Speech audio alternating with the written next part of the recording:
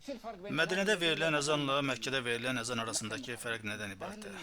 Məkkə cəmaatı azanı bu cür oxuyurlar. Allahu Ekber,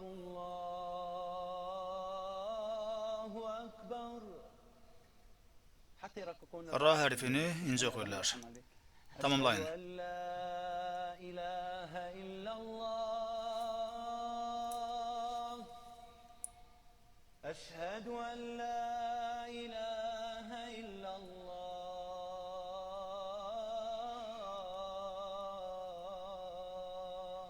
كيف يختم الأذان؟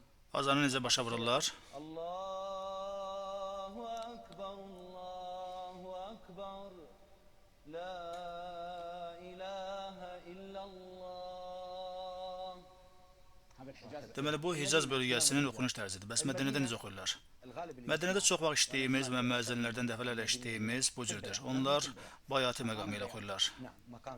Və çox vaxt da azanı bu cür oxuyurlar. Allahu Ekber,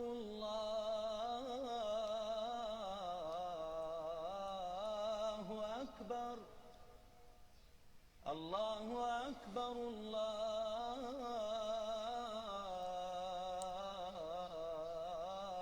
Allahu Ekber.